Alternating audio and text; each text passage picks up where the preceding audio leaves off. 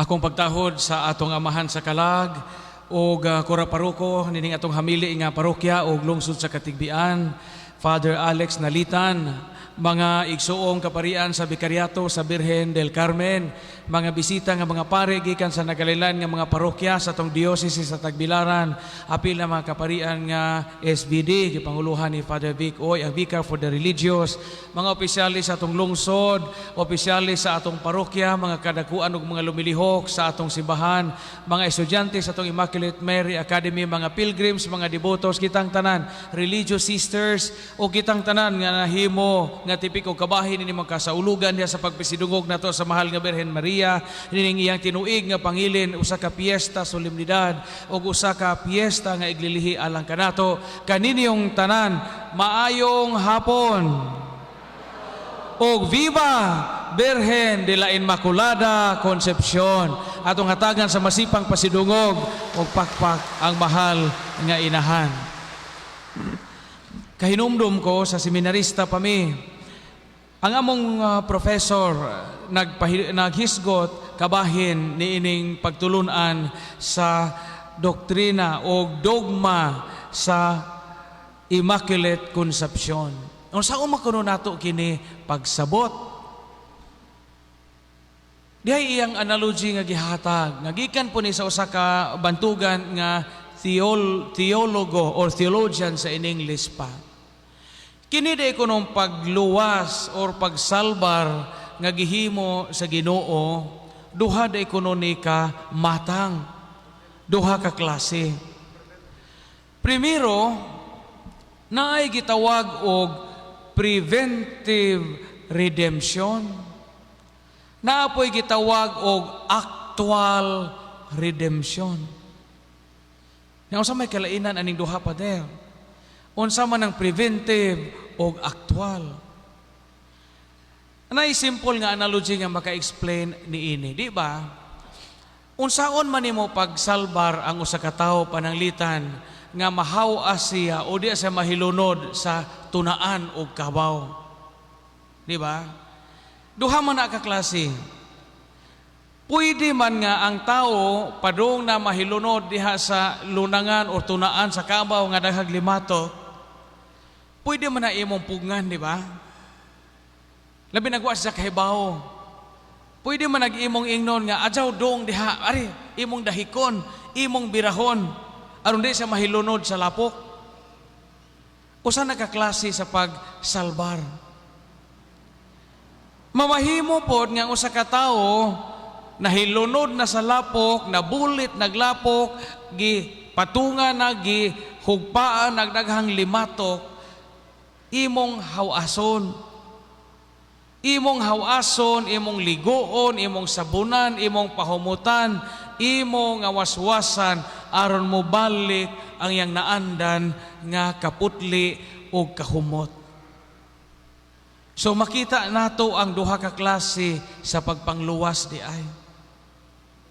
Karon, sa gihimo sa Dios ngadto sa mahal nga Birhen Maria, asa maghaaning duha kamatang sa pagpangluwas? Sa inong hunahuna, asa makaha? Preventive o actual? Preventive.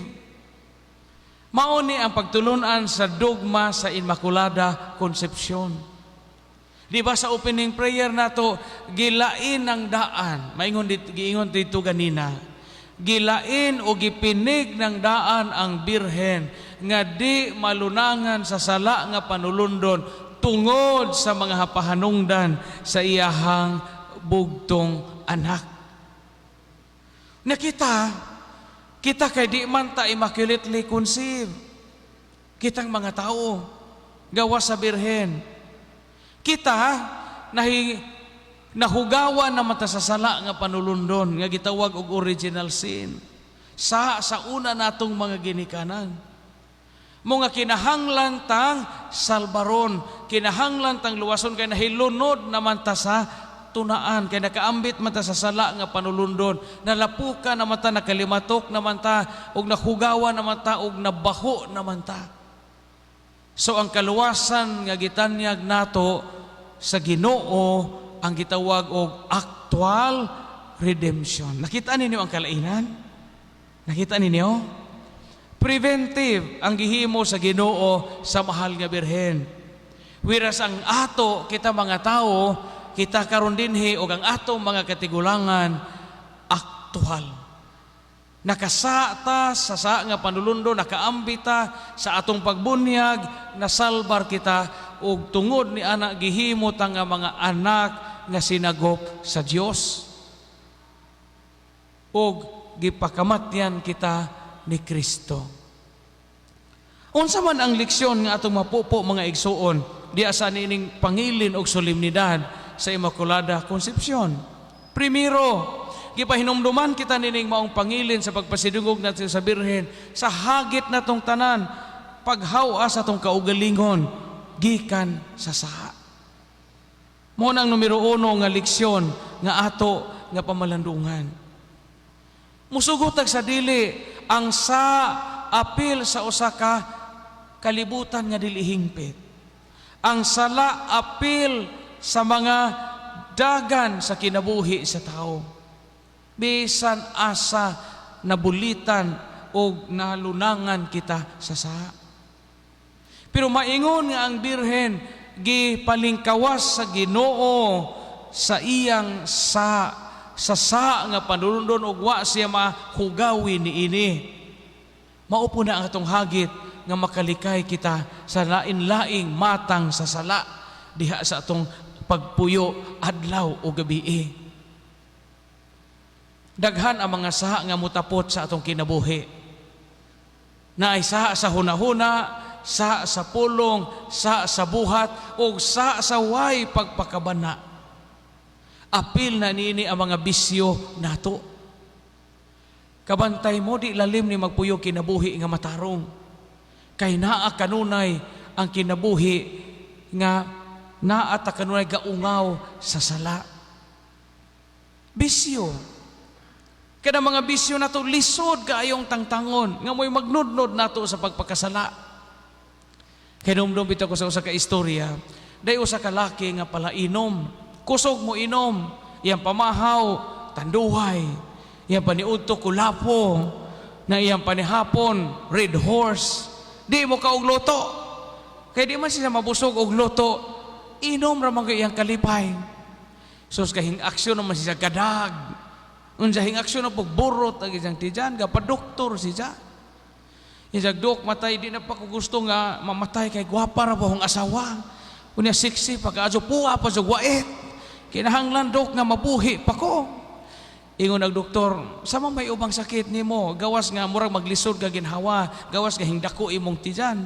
Ingon siya, kabantay ko dok nga ug mag-inom sa mga barkada nga labaw pong palainom, ug libre lagi ang librehon ko nilag inom, di man mo suol ahong tijan. Pero og ako'y pagastuhon, labihay man suula ahong tijan. Yung doktor kuyaw po ni imong sakit, og libre di ka suuwag tijan, o niya og pagastuon ka, suol imong tijan. Iyon ang doktor, i-admit ka, kay wako kasabot ani imong mga gipang bati-bati, o wako kaabot aning symptoms sa imong sakit.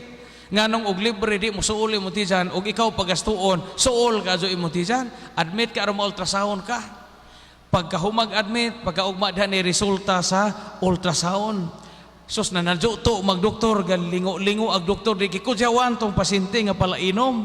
Ya patay na dyo ko ane. Iyon siya, dok, unsa man dyo yung sakit, mabuhi pa ba ko? Iyon ang doktor, tungod kay og mo inom ka, unsa librehon ka, di mo suol imong tijan, unsa og mo inom ka nga ikaw mo gasto, paimnon ka nga ikaw mo gasto, uban sa imong barkada, suol imong tijan. Mao ni ang finding sa imong ultrasound. Nanipis imong atay pero himbaga og samot imong nahong. Mao to, himbagag nahong kay kanunay mapalibre. Bisyo. Naa kanunay ang sa diha sa kalibutan ug sa tao. Naa ang gitawag og kahilayan. Kahilayan bisan asa. Mawitaw nga giingon kaniadto, virginity is a marriage gift before. Now, virginity becomes a Valentine's gift or a birthday gift. Sa una ko no, mga daga ila yung ampingan, ilang kaputli, kay adto ra dyan sa ahong mabana, o mahimo na ho nga kapikas puhon, karon, muingon ako no, huwatag Valentine's Day, kay imo na ko. Huwatag birthday, kay taghaan tagag pinakalami nga cake, ang akong kaugalingon. Sala. Lain-lain ang matang sa sala nga mutakboy sa atong kinabuhi. Bisan unsa nga estado. Kami mga pari, naa kanunay ang kahigayunan nga kami makasala, kundi may mangayo grasya sa Ginoo ug dili magamping. Kay numdum ko sa istorya sa kapari nga pobre kaayo ang iyang naasayran nga parokya. Way kwarta ang mga tao mo nga inighalad, wa dya mo'y pamisa, way kolekta. Ang iyang dawaton, mga lubing, binuntan, mga kananggay, mga pako, mga kinhason, mo to usahay ipaligid ni sa itong mga butong, atong mga daplin sa daan, kay din sa dadoon sa kubinto, kay luoy ka sa mga tao. Wa ito siya kapalit og sakyanan, kay usaw pagpalit ni mong sakyanan og upiran ra kag butong, og upiran ra kag pako, og suso, og ugaw. Motong naluoy matong tag-isa sa punerarya kasi mo lagi siya sa sakyanan ingon sa father na may daghang purlon aring punerarya pagkuhag usa mo imong i-service gitaghaag purlon ang Paris priest naladyo kaadyo isang mga misan sa baryo kay mga tribo-tribo man bukid kaadyo sa limang purlon imong sakyanan sa ganay kurtina sa lodyo sa napay mga kag anak manakay di bugat kaadyo no. Sus, pag adto na siya dito sa baryo, hintirik mag-isang purlon. Wa na dyan mo andar. Besang pag inusan niya pangadji sa mga kag, wa na dyan mo andar. Wa siya nahimo ang pare, gabagtas na lang siya padung sa karsada, gauwan pa dyan, gakilat pa dyan, gadugdog pa dyan. Nang hijugpos niya dito siya sa karsada, gakuha siya dahog pao, isang gipandong. Kaya wala po siya nagpasong, kay wala lagi po yung tao, kay purlon ko isang gisakyan. Pagkataw-taw diha may sakyanan hing para auto nga lami papiskay kaadtong autoha itumon og samin hing para ni di ikaw og natamog kapag adto mangijawat ka makasakay sakay siya dito lingkod siya dito katuto isang lawas kay kauwanan masija sus paglingi ni kay ang driver sa kutsi nga hing salbar hing pasakay ni kay perti manggupaha kana bitong ang bagong naligo nga kanang buhok murag wa pati wasag trapo no. Wa ti wasag trapo nga gatutuo so dinhi nga murag hing lakra ag isang aning dughan og dipad sa likod. Ang pare kuha grosaryuhan kay naman may mga grosaryuhan among bulsa. Ingon ang pare, sus mahal nga birhen, Ginoo in taon ko itugot nga manudnod ako sa sala. Sus maluoy ka mahal nga birhen, maluoy ka mahal nga birhen. Save me from evil. Ayaw in taon ko itugot nga manudnod sa palunay, ayaw in taon itugot. Kusog ka nga padagan mag-driver, sus ga lapok man dito sa gianan, hing turn turtle ag ilahang gisakyan, nabulintang silang tanan. Sus kay nakujapan silang duha. Unang nakaamgo ag pare na nakamatngon og kabuot kay abtik mo dyan yung pare bisag asa mag-agi no? Pag mata sa pare na tingama dyan isang kamot diyan naman sa dughan sa driver so wa na mo ingon ag pare deliver me from this temptation deliver me from evil ingon ag pare Lord your will be done so kay diha na mas dughan sa driver ag kamot tentasyon naa kanunay ang sala sa kalibutan sala sa atong binuhatan o sala usahay sa atong pagpakabana sa man po nang wa kay gibuhat og di ta manginano di ta maglantaw sa kahimtang sa ubang mga tao sa maganin pagtinapulan daghan ang naong sa sala diha sa kalibutan. Kay numdum ko day post sa Facebook iingon din ang mga taong tapulan bahalag saging basta labing char bahalag mais basta angisi tamis kaysa humay nga sigig away bahala kunog magkaon og dukot basta dili gubot bahalag magsudan og ginamos basta ang gugma timos Magunsa man ang adobo kung pirmeng galagubo. Bahalag magkaunog kamunggay basta magkahigugmaay. Ibutangan ni siya tumoy, ang mutuo pasmo. Pasmo jud kay tapuan man. No? Daghan ang sala o matang sa sala nga ni asa tong kinabuhi. Pero gipahinumduman kita nga maingon nga ang Birhen gisalbar igiluwas sa Dios gikan sa sala nga panulundon, maunta ka na pud ang atong paningkamutan. Ug sa unsa man paagi kita maningkamot, mauna ni katapusan atong pamalandong diha sa pagtuman o pagtinarong sa atong mga kaakuhan sa kinabuhi. Ug mao kana ang gihimo sa mahal nga Birhen. Panahon sa anunsasyon sa Ebanghelyo, gidawat sa mahal nga Birhen ang iyang misyon. Kanang giingon sa Latin og fiat.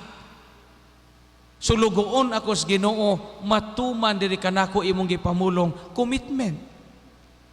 Usa sa paagi nga diin kita makalikay o malingkawas sa sala, ang pagtinarong sa atong mga kaakuhan sa kinabuhi, sa atong commitment. Og minyo ka pagtinarong sa imong kaminyoon, aron di ka makasa. Kay imo man ang commitment.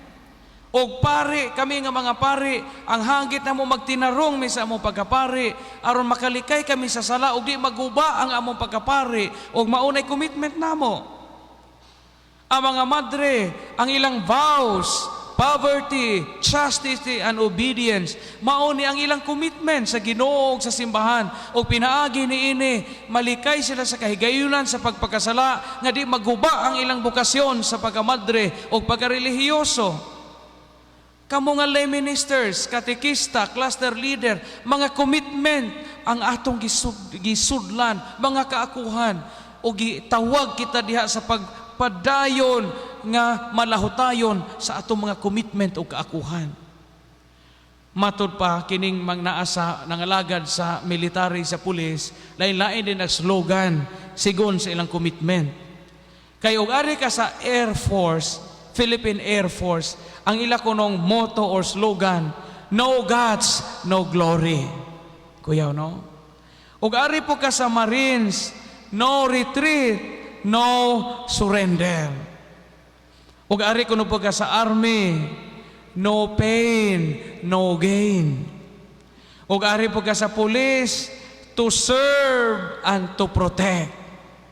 Wa po paalkansig security guard. Ingon ang security guard, no ID, no entry.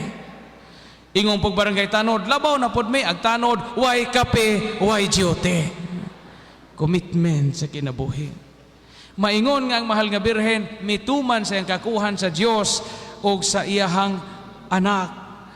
Kita usab magmatinumanon unta sa itong mga kakuhan aron mahawas kita sa lingla sa sala nga naa sa danglog og makasasa nga kalibutan nga gitawag og walog nga luhaan. Viva Birhen de la Inmaculada Concepcion!